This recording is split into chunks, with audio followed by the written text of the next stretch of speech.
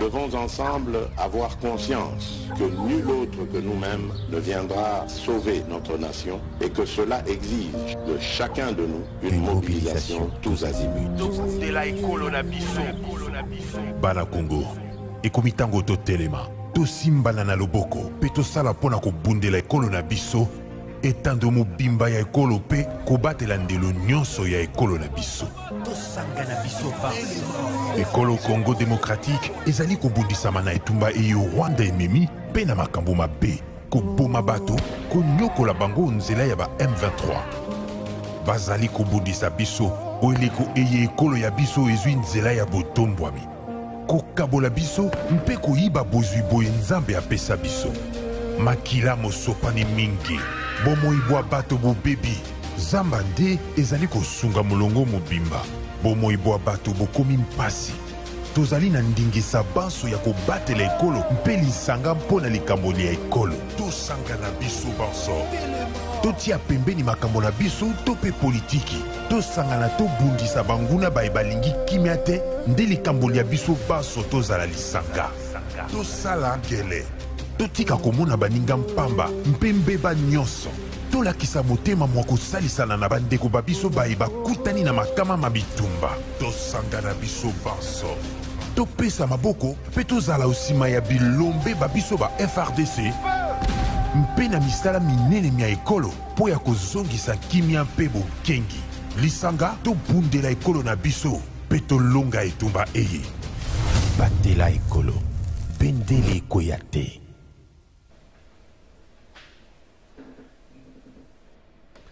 « 20 décembre 2023, élection générale de la République démocratique du Congo, calendrier Oyo, Denis Kadimana, équipe NES, Ni Babimisaki, Mokolo et à samedi, 3 mois pour l'enrôlement. Calendrier Wana, Adolphe Mouzito, na nouvelle là, Bazako jugé Ango irréaliste. Est-ce que tu as une élection na Tango Wana? Est-ce que 3 mois est coquille pour enrôler plus ou moins 45 millions d'électeurs? Avec cette histoire d'insécurité, ça et là, des poches et des zones de tension, ça et là, la République démocratique du Congo, Moté, Nabignon, Soba Congolais, prix de paix, Congolais, Moté, Mala, Moné, Moté, Mamabé, Topo, Sibino, Mbote, Naba Congolais, Bazarana Kinshasa, Basono, village, na Congo central, Babengana, Peuple, Batimbola, Baserkaya, Batu, Baboaka, Yango, Congolais, na Topo, Sibino, Mbote. Banoko nanga ba Congo makamba ko bomba ka batu ezate. Tia ndoko vanda kana chef institution moko bosomba village central. Batu babwa kama batia bango na mupanzo. Zo ka personne te bozo lekisa ko laisser passer priorité. Ah kindo ya Congo central ekei, kindo ya Congo central esili. Simo kimbango za wapi? Tokolobela ngo na émission na biso ya mokola le 23 balingi bango mo baso na facilitateur. Eza pona koloba nini? Ba bi makambo na bango ba boyi mutabetla bango lisolo. Est-ce qu'il n'y a pas de distinction na kati ya 23? Est-ce que tu as une logique côté RCD et Botaka CNDP et Boti M23? Il y a distinction dans M23 et Bota Nini. Est-ce que nos services de sécurité sont prêts à traquer Batouana na Genèse na Bango? Tu as une émission na biso ya mokolale avant de présenter bino invité na biso to senga to na régie total à makambo so salama na Kinshasa. Kinshasa. Kadima. Jise Kadima na komisa ki nzambe. Ozako tambola ba pombe bele ko ta charge ko tambola ba pomba nso ko sala. Tala ba pombe no tala mbwana bango. Jise Kadima. So na blobe ko benga ka chabani tout moment. Mais si chabani c'est petit la mambri. OK. Maman bébé climatiseur. Santa commune koma yo OK. Jean Saka. Ozande ko na ngai yo mwana lobelo makambo bele zate. Mais ton comportement ezaki lokola mutabota mina lemba. Te puto za natif okoli na lemba. Ba tu belé ba beti ba bonga na motema passe Jean Saka OK. Mais Jean Saka. Pardon balasima soko ko ta 2885 changer comportement. Jean Saka ça buto na ngai changer comportement. Ba la lemba ba biso to sala kana mais changer pardon. Juno ko so la monde ba nommer pa ngobila. Juno ko so changer comportement. Pardon. Ba tu bokoti. Bon ça la molima batata wala. Est-ce que ko changer? Est-ce que Willeri ko so forme rompo Willeri ki zoba rompo Willeri. Bon, Kimbuta, na gentil va gérer qui m'a bon. On accepte, on admet. Mais rompo Willeri, bon, on aura le mec qui m'a bon. Bonjour, gérer ma l'homme. Rompo Willeri, qui se passe, on va se battre. Ah, si tu as régi, tu as la combinaison d'éléments à dos. Donc, c'est dans ces infos honorables qui calongi et puis, la réalisation à Tony Moi, c'est parti.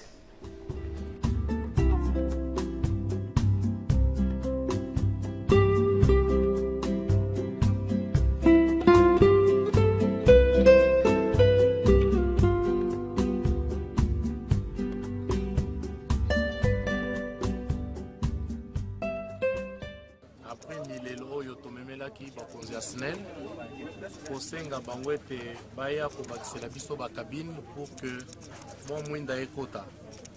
Tosengaki cabine moko mpona Mikondo, parce que vous vous rappellerez que Mikondo toyaki dernièrement kotika 2000 mètres ya câble, mais besoin ezalaki ya cabine na prometaki tokoluka cabine tokoya, alors processus yango ebandi. Place toza awa, nde place to ciblé mpona koya kotia cabine lokola source eza prêt et permettre, les approches plutôt et permettre que bandeko na biso bazwa mwinda. Tosali même exercice na terre jaune, tosali pareil côté à Saint-André, tosali pareil na Kanseta, na Badara 1, Badara 2. C'est-à-dire Badara 1 na 2 tokocha 2 cabines, terre jaune moko, awa pe toche moko, et pour permettre que to briser quand même lien wana au papa lobby depuis 97, batikala kopelate. Kosenga juste que bandeko bazala moins patient. Fachi beton zalaka soki a promettre à sali exécution yango wana. Dimanche espoir pour les habitants de la Tchangou émerveillés par l'arrivée de ces transformateurs électriques pour soulager plus de 20 000 ménages aux problèmes dus à la pénurie d'électricité. Le mécanisme de l'installation de cette machine électrique laisse sans voix séquinois. Certains s'improvisent journalistes en stable. Automoni et pesibiso esengo na mutema. Obiso to aba technicien to ana posa courant la biso moko to bénéficier yango. Otozana na musala oyo ko sunga biso te lelo poto kende ko yiba te. Biso toza ba technicien to aba ajuster. To sala ala bitabe. So soki coureza tozala ka sentiment de joie, de bonheur, surtout d'un grand soulagement.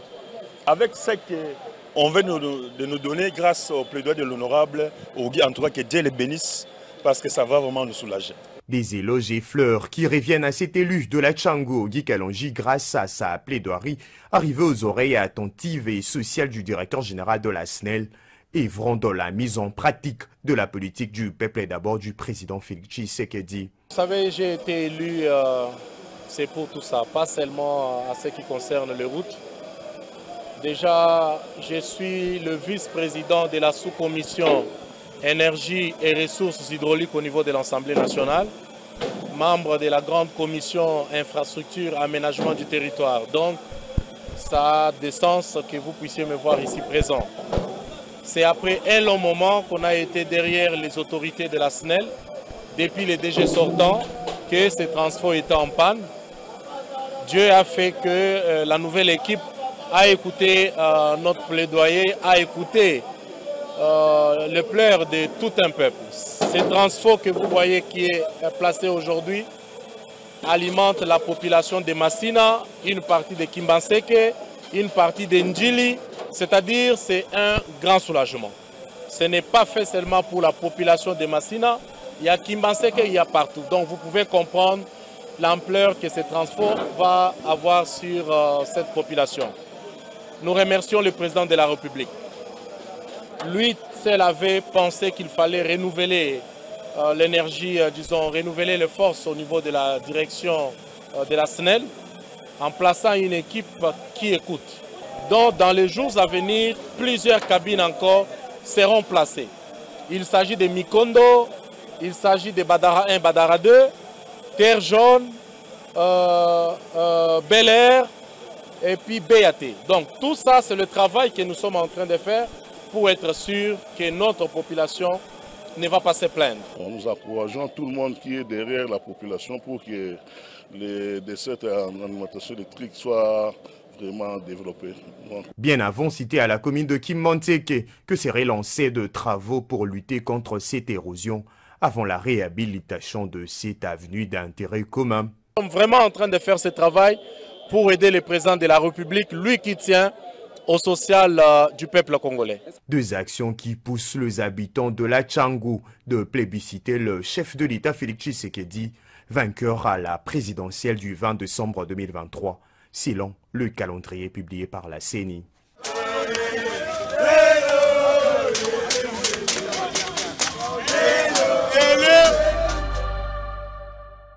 Après le lancement du fichier d'identification des élèves et des écoles privées agréées, voici l'application des certifications de l'attestation des réussites numériques.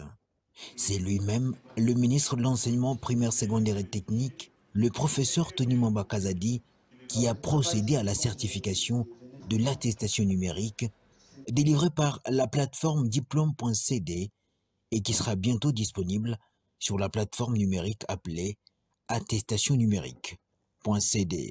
Cette application consiste à authentifier ou certifier les titres scolaires mis en ligne par Schoolap dans le but de lutter contre la contrefaçon et le piratage des titres scolaires. Le ministère a mis en place une solution numérique qui permet aux lauréats, après publication des résultats, de consulter juste l'application qui est dans la plateforme qui est mise en place, on va vous expliquer par les spécialistes, d'imprimer en introduisant juste ces identités et imprimer directement une attestation numérique qu'on appelle l'attestation numérique. Il imprime et ça lui permet d'obtenir l'inscription dans n'importe quelle université. Et l'impression de cette attestation peut être faite n'importe où. Elle répond ainsi aux difficultés connues par certaines institutions supérieures et universitaires et les ambassades qui ont été victimes de faux titres scolaires copiés sur le modèle de ceux qui ont été publiés par Schoolap. Voilà pourquoi toutes les attestations et tous les titres scolaires déjà en circulation ont été numérisés afin de certifier leur authenticité en ligne partout où l'on se trouve dans tous les coins du monde.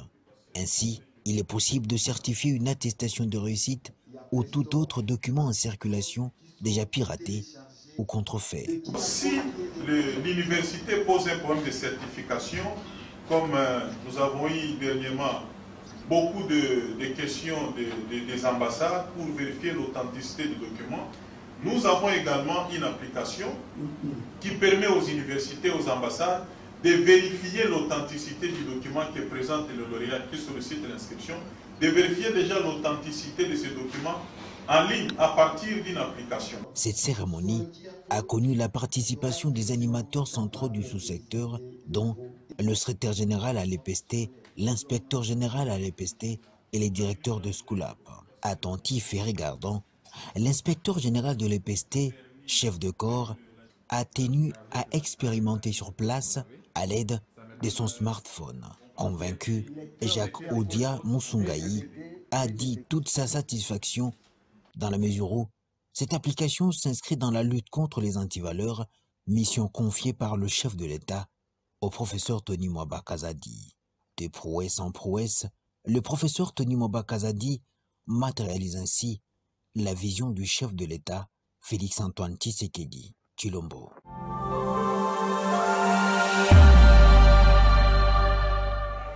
Ayant été contacté par certains travailleurs de la société Pain Victoire pour un mouvement de grève, le député national le plus proche de la population congolaise est descendu sur place pour s'enquérir de la situation. Dès son arrivée, il a été accueilli comme un prince par ses agents.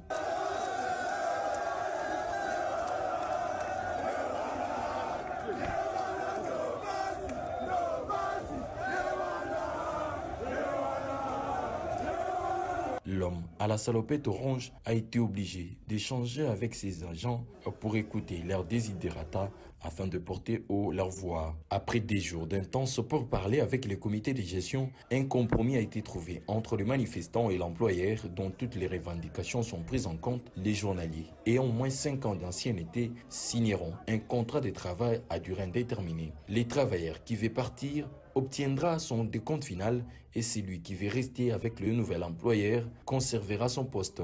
À cet effet, cet élu du peuple s'est réjoui de la réussite de son combat visant à redonner du sourire à ses milliers de compatriotes. La situation a bien évolué. Nous sommes là comme observateurs. Nous sommes là aussi comme des médiateurs pour que l'employeur n'a pas employé va trouver solution. Ce qui est bien déjà, c'est que les employeurs ont suspendu leur mouvement de grève, ils ont repris le travail et je viens de voir l'employeur Moustapha qui vient de confirmer que tout ce qu'il a dit hier sera réellement fait.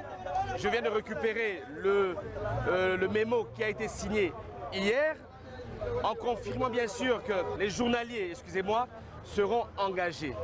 ceux qui veulent quitter la compagnie sont en train de signer, de se faire enregistrer. Et ceux qui veulent continuer vont signer bientôt un avenant pour qu'ils continuent bien sûr avec la société. Et nous venons de le rencontrer avec M. Alexis. Il a aussi confirmé que certains membres de la sous-traitance aussi seront engagés par la compagnie GMK. En outre, Adosnombassi appelle les agents à la retenue et à la patience car c'est un processus qui suit son cours normal. Dans la foulée, il promet son implication pour que ces agents travaillent dans la quiétude. Mais vous savez que ça va prendre aussi un peu de temps. Ok? Nous avons besoin du calme, qu'ils retournent à leur poste de travail. Et je pense que M. Moustapha va respecter sa parole. Mais au cas où il ne respecte pas sa parole, nous allons encore revenir ici. Signalons que le député national Adosnombassi promet de continuer à rester près du peuple congolais pour porter haut sa voix et chercher à répondre à leurs desiderata socio-professionnels.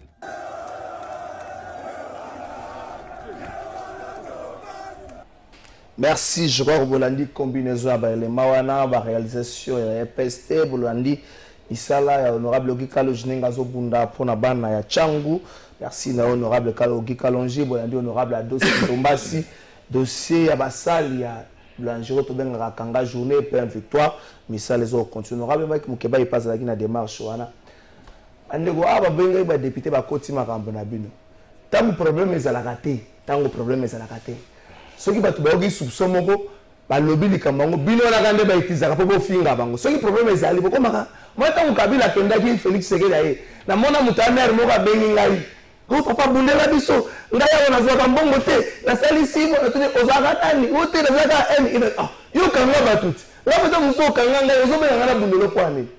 Tozala Malam, lobby Zenzam, honorable Mike Mukeba, député provincial, Elia. Commune ya Lingwala na pesio mbote. Mbote mingi. Bonio na Mike Mukeba. Mkolo akobatela nina lobaka, akobatela Congo, soki totiaki Elika na Félix, mbeto si tosi la biso bancho. Toza ko bika ka lokwa neti nyama bika kana zamba. Soko bito obo konji moko ya lia wezo kumba Congo, ekobatela biso wana mbeto si tosi la. Yo yokite nzembo oyo mwana ayembi Bob Elvis. Yo landia ngote. Il est raté na TV. Et ko lakisa. Ba pekisa yango moto ya bina commission de chantier ya benga. Abi yo soko ako benge tandweke moko bisobo lekisi yango na ko kange tandweke na bino. Yo kidno mo kinzembo atu ba pekisa. Mabe e komi ako lekatanga Kabila. Po ba yebi te nzembo ya to sali nini bataki bango makelele. Babi sika kende na CC na nkuku ba pekisa yango na nkuku. Yo kinzembo lettre officielle ya. Yo za mo panisa ngo bitu ba bengi bino to. Ko ya koloba ni. Oko banga nde koloba po maloko ya nzembo ngo pe ko mo maloko. Oyo nzembo ne yembite. Na téléphone nga mena. Ma yete ngana. Na téléphone nga na sa. Ngai na sana ngo da ku benga bana. Penga na se pende ba pekisi yango. Pon. E bo be visko na yo te. Ba ko batela pimbo ya nzembo ane ko na campagne. Yango de to sa ka campagne ka. Ma yete na zetsa béton. Bato balien ba misa to béton. Béton. Isko nzembo onde le bande nango za kidde kitoko. Ne bande nango ba chef Félix Kalao ya opposant. Alobi motozo iba mbongo so bato balobi outage au chef d'état to loba. Bato abeti mboko wana Félix Tshisekedi opposant. Isko Félix Tshisekedi président de la République. Mbongo ni sami na kati na ye. Abi non. Yo za ko bate mokonja mboka. Ayibi mbongo c'est très grave. Soki maloko kotonda. Bato ba yoki bato ba bidengi ba ko beta dame. Mongongo Félix a opposant, Mongongo Félix est président, moto moko malobami bale kesala ba pumbwe dans les panzani. Nzembo bani béton. Bo batela nzembo wana bokonyo kwa mana yango. Eko bimaka. Babio état de droit comité en président nzembo mwana na fingi na nzembo. Afingi nani? Na go benga ba kongomani boluka nzembo wana. Na yoka yango. Na YouTube zanango. Te sikonde to sepeli na mosala moto wana la commission de santé ya sali. Po to kubimisa yango na campagne kozana na pimbo makasi. Et quoi obi pipi abengaka ndungu zintende. Oyebi yango? Mo pe na ba kikongo ndungu zintende.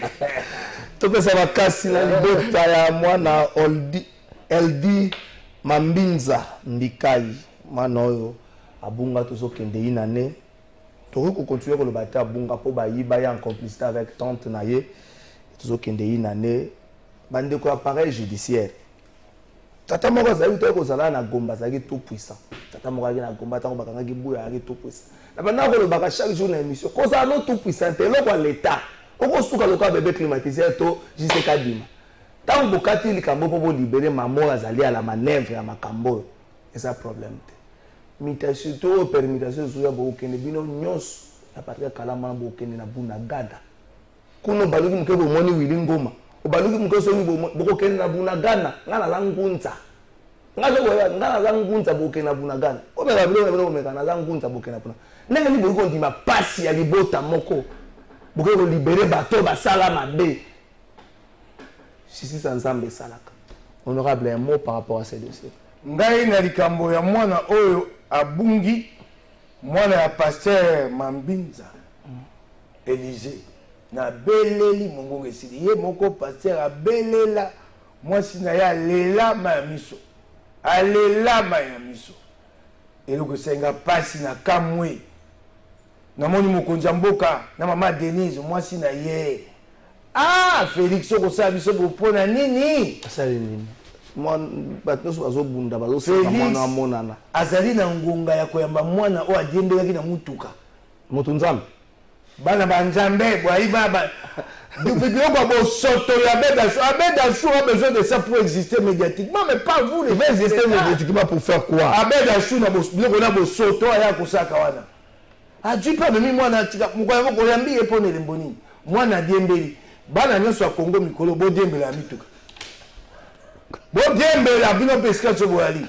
mais c'est quel message qu'on envoie aux enfants mwana diembela mutuka eleke ba réseaux sociaux mokonzi mboka ngo se ba vim misana bango bakati bayambi libota wana na mwana mpona kobisa bana nini yebisa na mpona yebisa bakongoma nini lite ya nini yali na kati ya koyamba mwana wana oya diembela mutuka boali bana banjambe vie na ngai mwana oya bungi yo yali mobateli na biso mobateli ya mpate mwana oya bungi Eldi Mambinza wana kokanisa te oya baboti na ye olendisa bango motema wana kokota likambo wana te basunga bango baluka mwana bango kasi oya kosala matala buzz le spectacle mokonzi mboka koti na kati.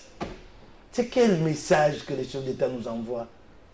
Un enfant s'agrippe à un véhicule, il est filmé, l'image est balancée dans les réseaux sociaux et les chefs d'État reçoivent et l'enfant et sa famille. C'est pour dire quoi? C'est pour... Mbamosunga na maye les militaires. Qu'est-ce que Nathalie Koukate? So, vous connaissez pas à quoi vous savez sur le mot. Ayami, moi, on a un point, vous savez sur Nini. Si vous avez un mot, c'est un andako. Moi, je suis wana. Batuni tata. Et papa Félix Tshisekedi a reçu cet enfant-là. Pourquoi? Eh non, il s'était agrippé un véhicule.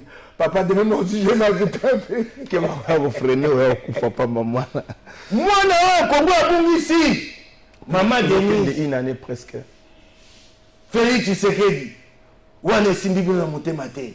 Congo a bon ici, moi, na mi balé. Oh, moi, na Dembeli. Wana ndesimbi na motema mwana diembeli na mutuka Congo Félix Tshisekedi osabiso bopoa nini po tosali yo nini kosala kobebisa biso mboka butu na bizaleli boy tosali nini naleli likambo awa nalobi na etandeke nga na makoki te makoki na makambo etali mbongo te makambo etali en termes de pouvoir bokonzi nali na mayele na kokabula na bato o ba na makoki ya bokonzi po toyeba koluka mwana po si ça fait makambo ngo banga na lobi yango nani ayoki ngai po na mwana oya bungi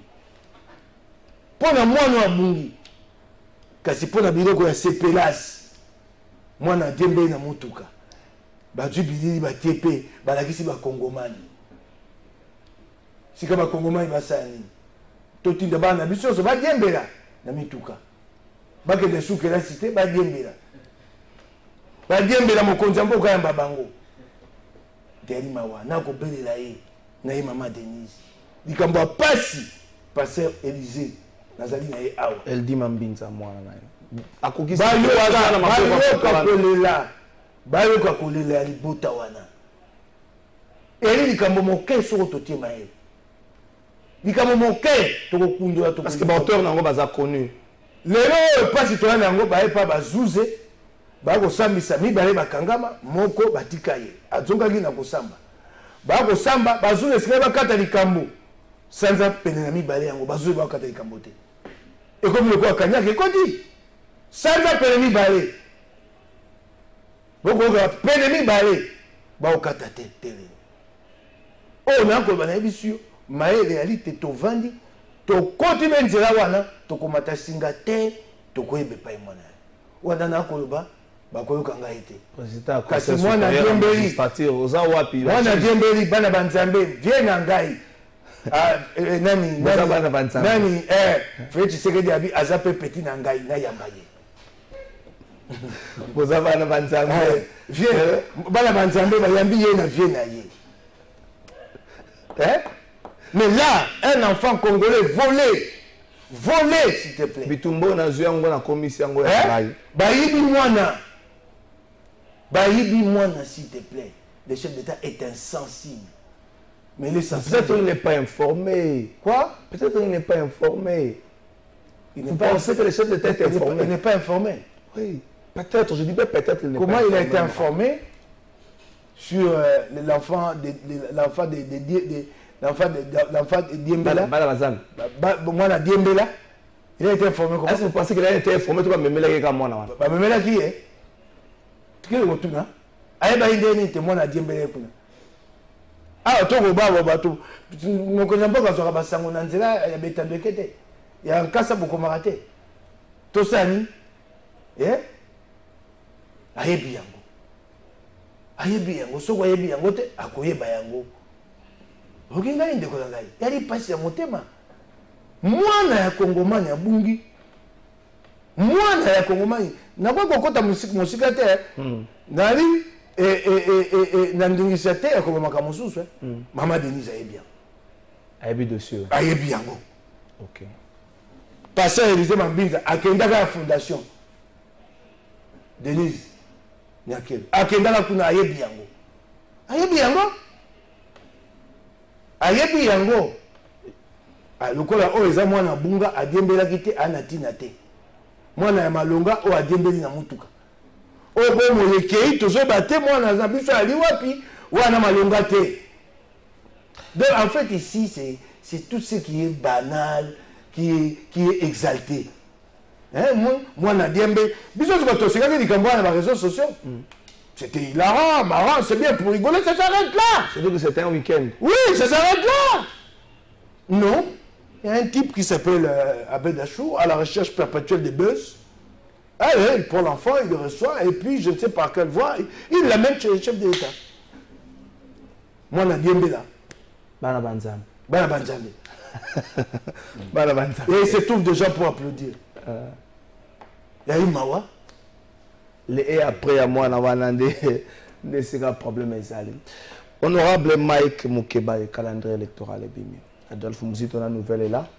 Je crois que c'est le premier parti politique à réagir de manière officielle. Le lobby les alliés irréalistes calendrier.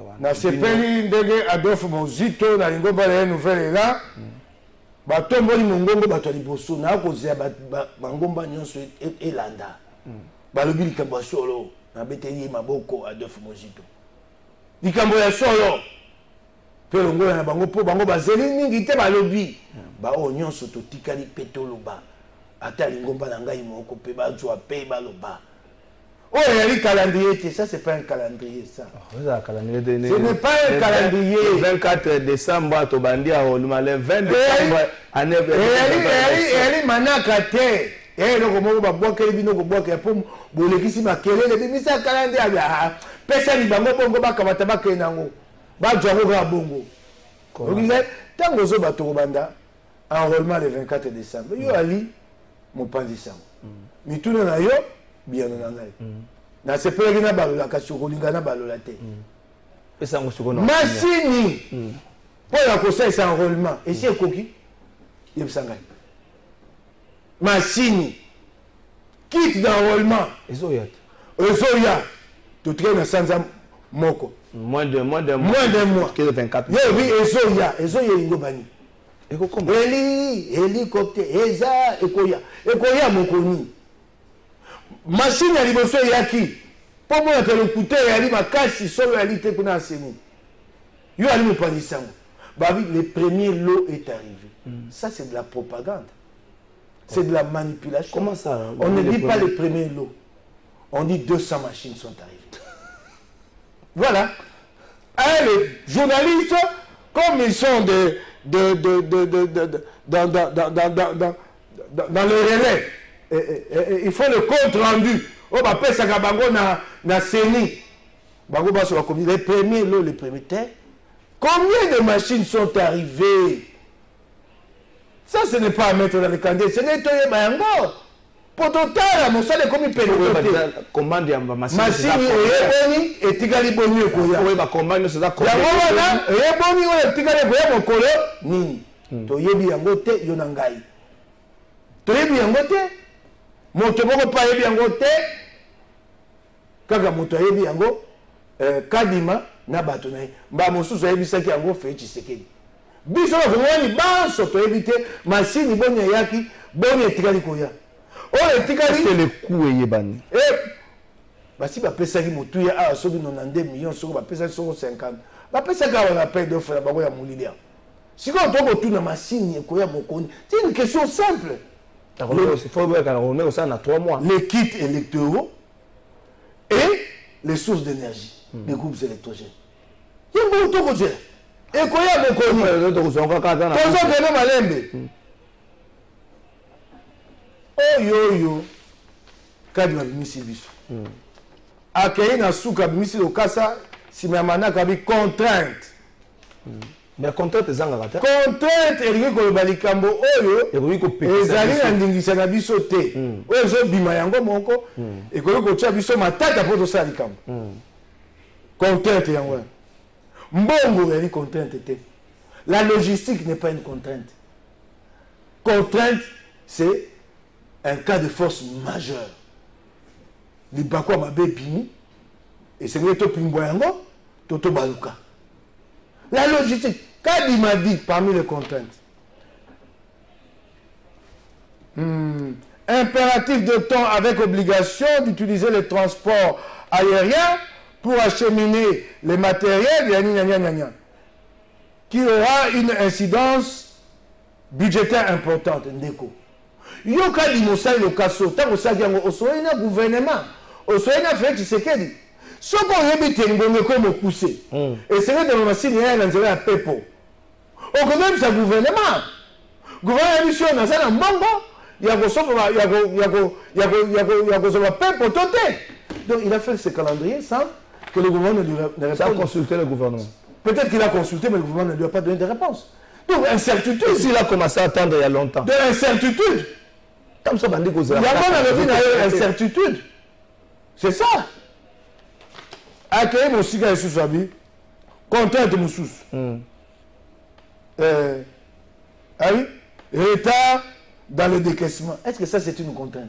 Ou une faillite? Une faute? Retard dans le décaissement. Ça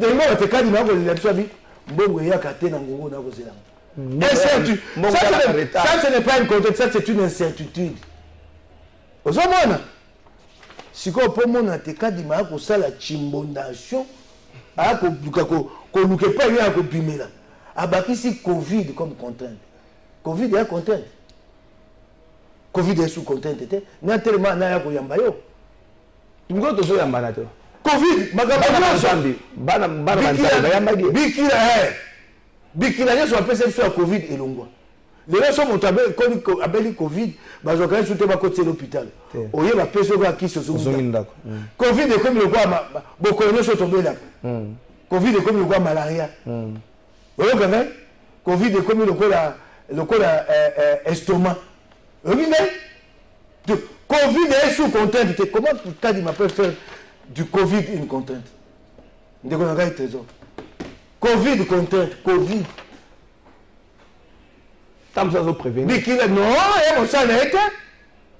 Et elle dit, mon salaire, mon yembe. Mon yembe, à côté de mon yembe. Moi, ça a été, ngabo a shooté. Covid contrainte. Le Covid, contamination, oui, dans le stade endémique. C'est plus grave, c'est une maladie qu'on gère maintenant. Oui, c'est plus une maladie qui va faire. C'est plus une épidémie. Le Covid a été rétrogradé au stade d'une endémie. Nous allons vivre maintenant avec le Covid. Comme nous vivons avec le sida. Malaria et autres. Oui. Le Covid n'est plus. Dangerosité. Non. C'est ça. Ce qu'on a eu Covid au Kenya. Il y a mon inga et moi si nangai maman Dina Mbweni. Abeli Covid. Ako seksa ako tabi minganga ba ko pese kisi. Bango moko ba zipi ata zolo te ba bite Covid e suma longate. Aka tuki sa zo ndako. Aka tuki sa zo ndako. Ba bite e sune ngongo ya ko zoba toto. Et c'est shooté. Mais lui en fait il fait donc on va chercher.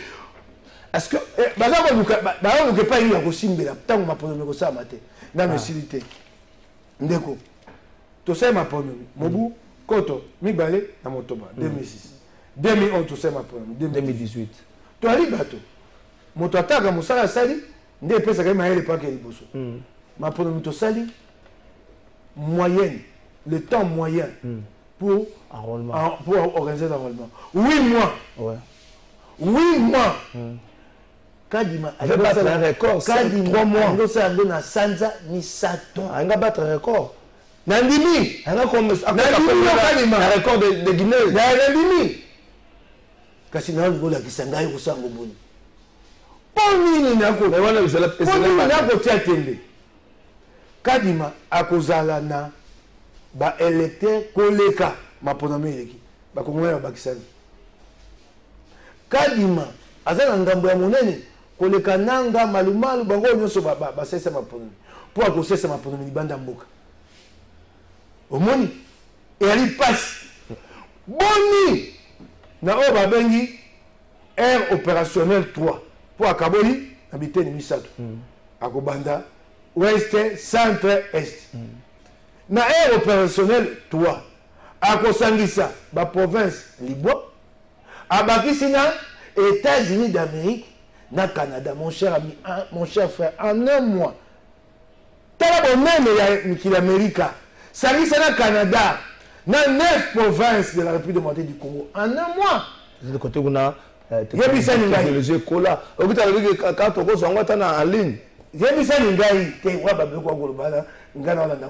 pour bateau, bah, on a chombo, bah, ils bloquent mon keboé, bah, oh, la côté qu'on a, bah, tu téléphone, bah,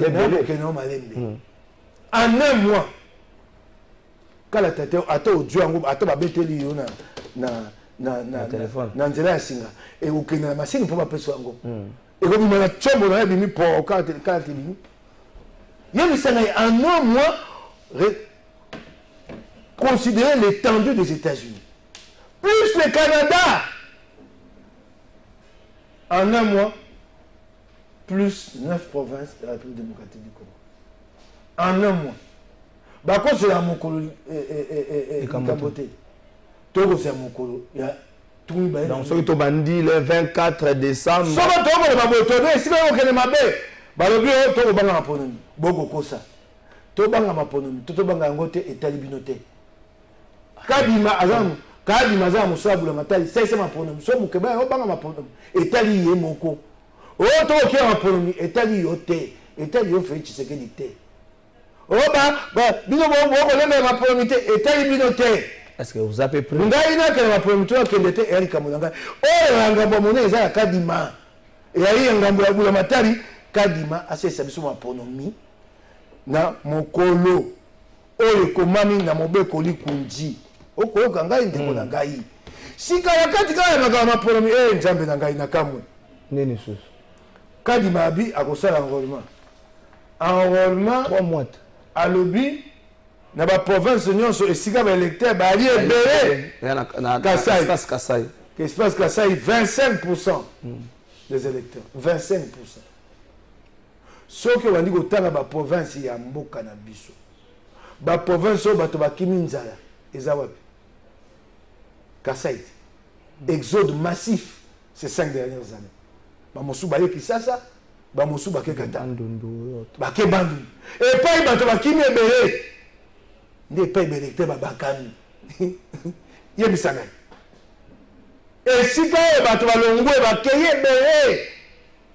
Baye Kisasa bandu comme ça bawe muni bango ado baye. Ne pas balobi yango na élément nini. Parce que tout ça, il y a une cartographie électorale. Cartographie électorale. Oh, il cartographie électorale. Oh,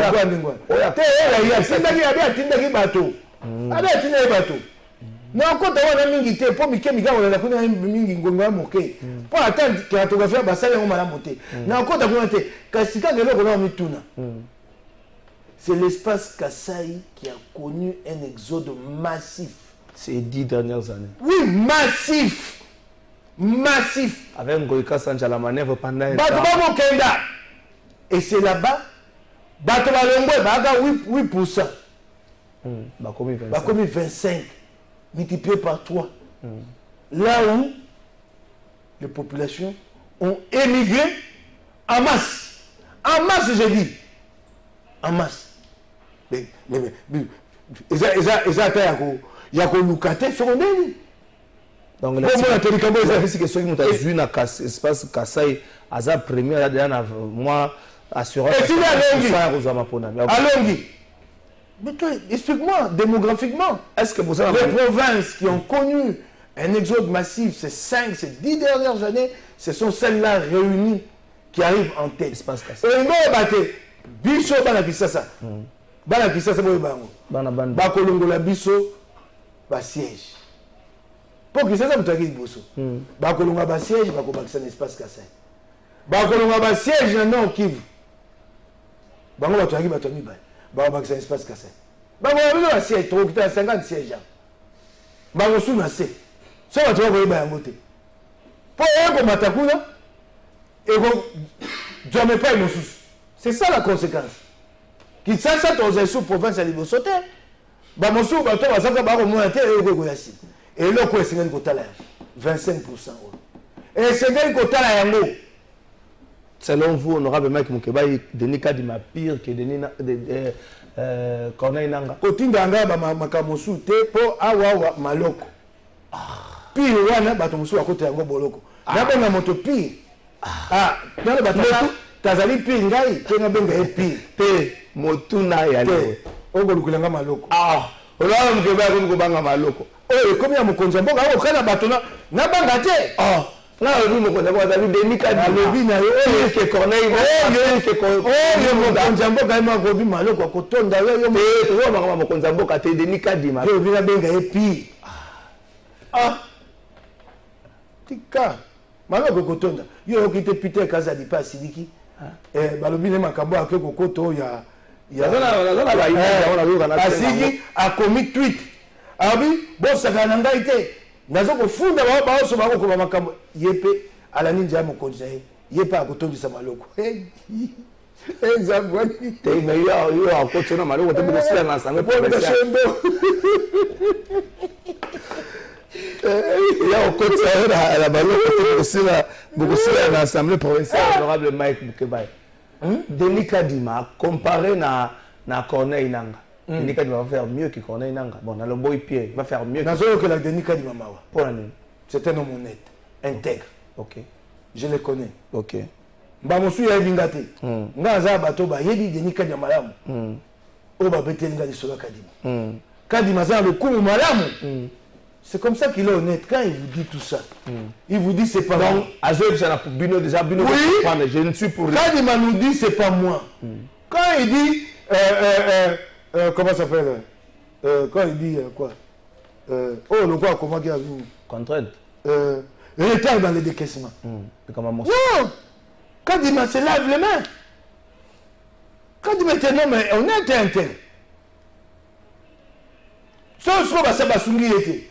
Bonga sani yango ayebisaka ntango ayambaki batindami ya mangomba ya politike alobaki abina nzoka mbongo na ngongo esengeli te eyaka te soki mapondo meseni te beaucoup me ça Ngambote. Il l'a dit. C'est un homme honnête, intègre. Dans le problème de gouvernement, même la sécurité, le gouvernement, Kadima a Ngambote, Kadima Bato. Et vous pensez que le gouvernement a Kadima Zolo Bayango. Vous pensez que vous quand il dit impératif de temps avec obligation d'utiliser, aïe ici bango te sengeli. Ba pepo osiko. Ego yo boko ebate. Ba pepo esengeli c'est tokende ko kozwa. To futa to zwa po ekumba ba ba kit électo. Eza que l'autre o kit électo ba kit ko ya lelo yo ke ko twango e ko ya lobi mo kwami balé o ko zwa ba pepo lelo. Non, c'est des avions loués avant. Et aller taxi to bimi en Awilei, chi taxi non. Il faut chercher ces avions. Pour voir dans le disponibilité réalité. Il faut chercher ces avions loués avant. Donc comment le gouvernement sur la liste rouge. Roman. Kadima le bien. Kadima le bien. Honorable Ndongo Zomozo quand ça m'a pona. Il kambali boy. Bokonji a fait Tshisekedi bane le côté wa ko ça. O ba sali ya malamu. Ba ok na ba onka na moboko. Et lui va battre te fait Tshisekedi abo ko ça m'a pona minangonga. Kasi makambo lekeli. Il s'est retrouvé là. Il s'est retrouvé là. Pour la ligne, mboka ba ko kumba yango na porowe. Là ko kumba ko sukuma. Il n'y a pas un tableau de bord. Il n'y en a pas. Tant qu'on a vu dans le Malonga, 57, projet phare. Les projets. Wapiango. Projet annoncé avec pompe. Combien d'argent la publicité? Il y a projet en Jésus. Ça pris. Mbongo bonye bimi. Babel ici, batindami, député provinciaux. Baouti, ba province, non, se baye à Wawa. Hein? De quoi on a dit dans le Congrès, il y a un peu. Ba congressiste, ba yaki pe ba de, ba lié pe ba tondi, ba yao. Ba pesa biso pe moi misolo. Ba pesa nga 3 millions de francs congolais. Ba to ba outé la province, je dis mbongo koleka.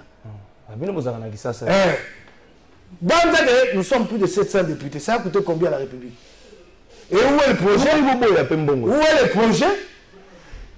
Mbongo ba pesa sur la Bible, ba bengi si pona atelier. Ah ok. Autre ça. Tout cet argent qui a été dépensé, le projet lui-même, il est où? Des millions de dollars ont été sortis autour juste de l'annonce.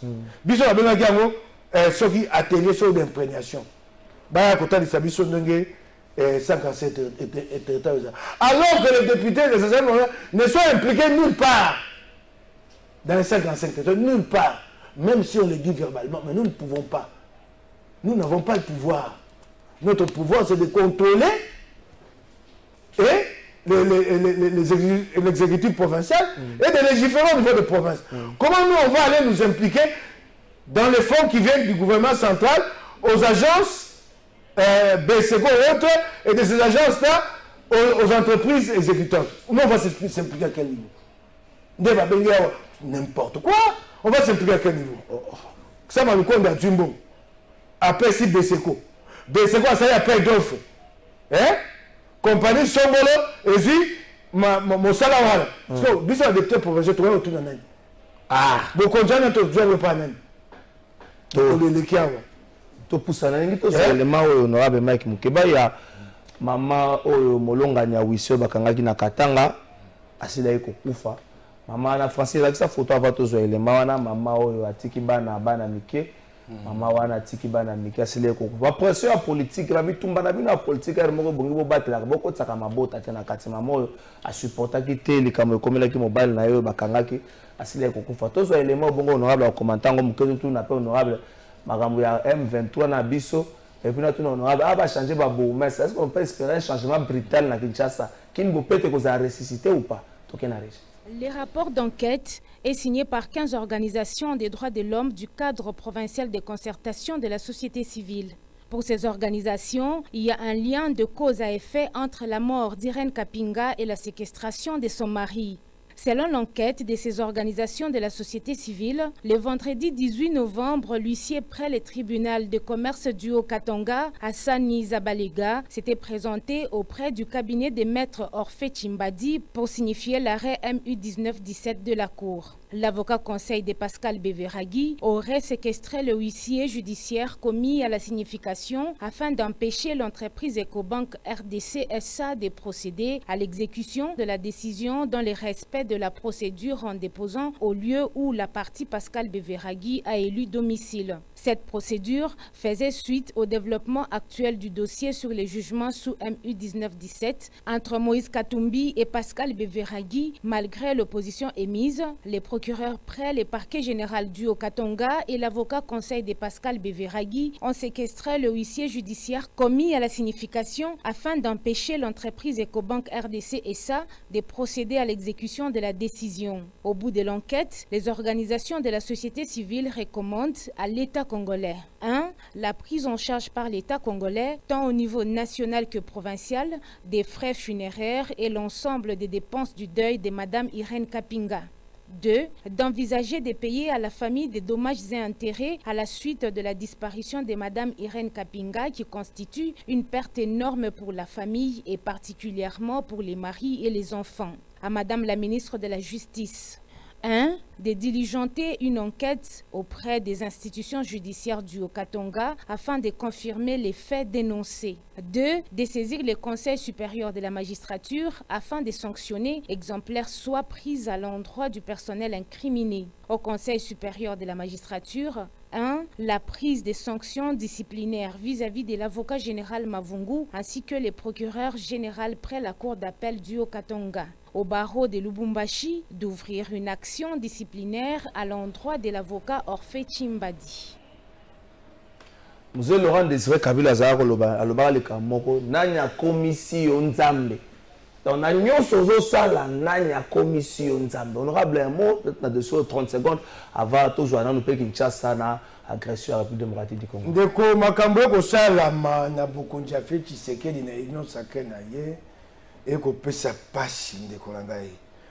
Pasi makasi na motema mokanda oyo botu kotanga kuna yango na ko luka awa po eyali na molongo moko o esengeli na tanga yango. Ndeko balobi mboka eyali na état de droit. État de droit. Huissier de justice mosali na bulamatari. Bapesi ye o babeli signification. Akenda kotika na Ecobank po nyonso na sima nango moto ya Katumbi nde ba koluka. Makambo ya kompani ya Katumbi o bakata na poto awe tika igaka ba exécuter yango yo. Bazuze basi bakata likambo bakeko kundola yango bazongela yango. Huissier de justice akene Ecobank epai Mosambeli avocat ya Beveragui apese mokanda apese acte déposé ka mokanda apo mokanda ya bulamatari po wabi bosala likambo wana te likambo wana esekatama bakangi ye na bureau ya avocat kangi huissier akangi abi vanda wa yo komona yo kosaka na Bokonzi ya union sacrée ya béton abengi bakonzi oyo batali makambo asemo bakonzi ya bazuze baye kozwa moto bamemi na boloko lelo mwasi na ya kufi mawa nayoki namoni Peter Kazadi atindi tweet ye pe susu atui kanda landi nzela Bokonzi abi bato bakosaka na kombo na ye baye bata kofunda bango ye pa lobi maloko kotondo oh bato alingomba moko boye bato bako politique bato bokomisi likambo ya oh biso bato komi oh eleki wana société civile bakomi babi l'avocat général Mavungu instruit par le procureur général près la cour d'appel du Haut-Katanga après l'appel du député provincial et avocat Peter Kazadi. Batali comme on est là, biso batotani yango na mokado. O eleki wana. Balobi ye moto abengi nzela singa. Nga mona lobi yango mokebai. Bato bakundolu likambo. Toyebi te bakanaki babi Katumbi. Doko ayo liko ya sima fe Tshisekedi te. Vous pensez que des choses allaient pour la ressemble Katumbi? Bango balingi bato banso baza sima molongo a fait Tshisekedi. quand même. Le col a bien sauté au lingité, to bogi, to aka union sacrée pour na koya ko kumbaye. Na bila na yo sana ngoyo ya ko mwangana. Okile? Nyonso yango ngambo katumba meme. Likambo se kata na bazuze, ye wana batangi Peter Kazadi. Le nouveau katumba mwangi. Ye wana. Ye wana. Honorable Maître Moukebaye, Honorable Gangaï de Gangaï. Et Yali Mawa. La dame est partie. Likambo zalika lelo yo. Oui, si akufe mwasi na ye. Tango ayo kite bakangi mobe. Et Yali Mawa na bokonjo. Yo zo kamakabu. Na makabe bimite Oyo kamakabe bimi. Nini susu. Na bangote maloko. Pero oluara makabo akomi. Oyo yango? Ah Zelande ko. Yo zela wa zelo ko mona bo sota bokonjo ko malibanda. Congo Central peut dossier comme Makaramingi. Eli mawa. Comme Makaramingi. Honorable Mike. Dossier ya Congo Central o bateki mabele.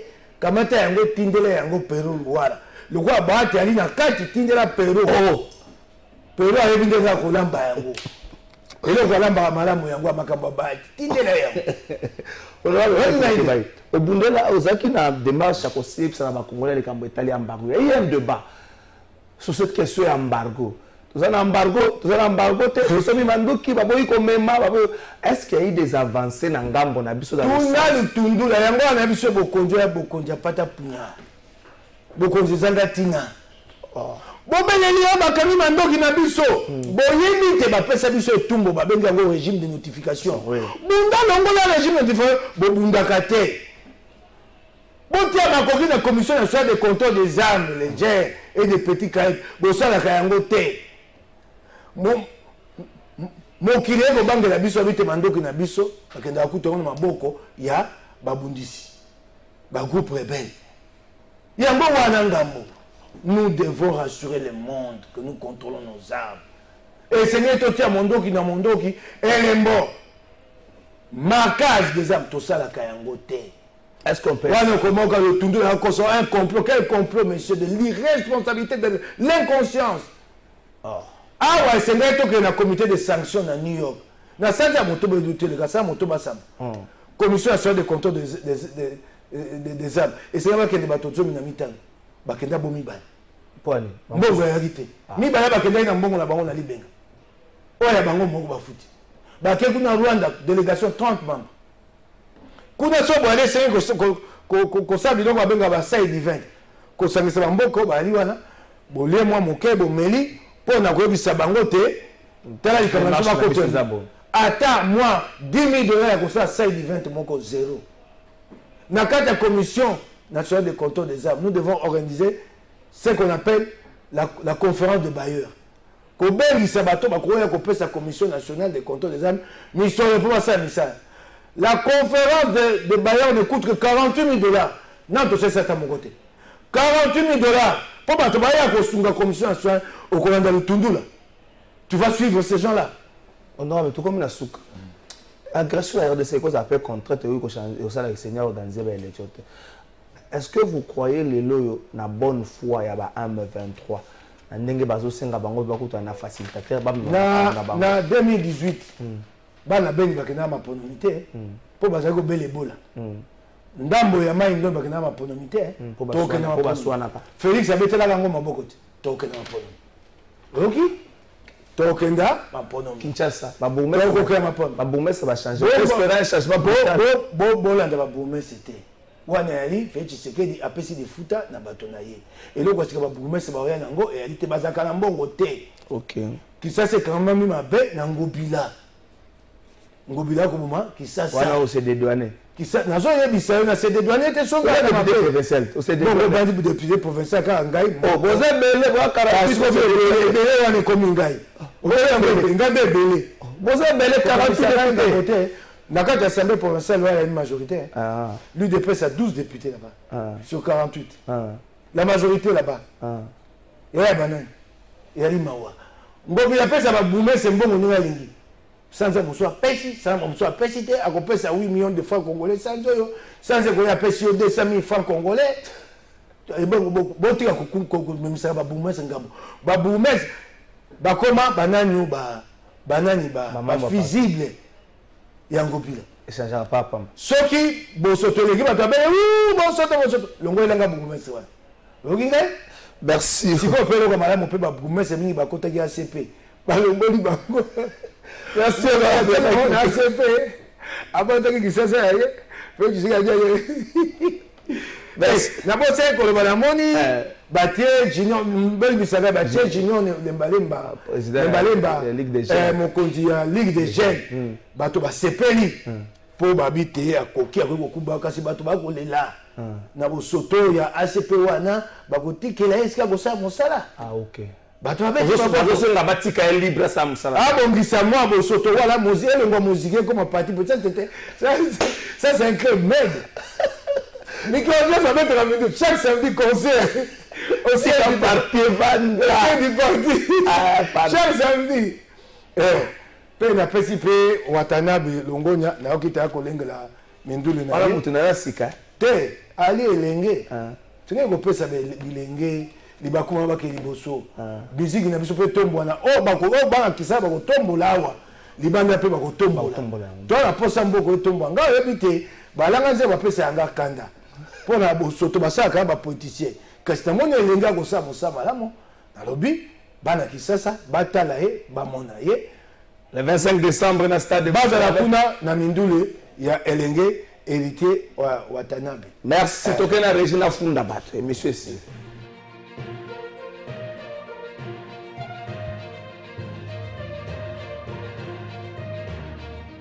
la funda siko bato vraiment ko je polo au fundo na bato na funda lelo population de Sengia na mutazu jouer na ya zuni na tant papa comme a na situation ya famille moi no afunda ka bato na se présenter le la mwana wana bandi ko se présenter na funda bato bisato mutali boso na funda ministre du tourisme président de la république ministre du tourisme a utaki tata mokonzi ekolo mwana afunda ka bato aye kofunda ya lelo tata mokonzi ekolo na ye kofunda bakonzi ya Congo Central kobanda na gouverneur tina moto asuka waza na bokambi ya leta na ye kofunda bango pona nini tata mokonzi ekolo ela na Congo Central na batu oyo babengana bango na ba village na bango po mutu moko asomba yango asomba ba village babengana batu badeterana batombe po village etikala ya mutu tata mokonzi ekolo il y a un silence radio na ngamba Congo Central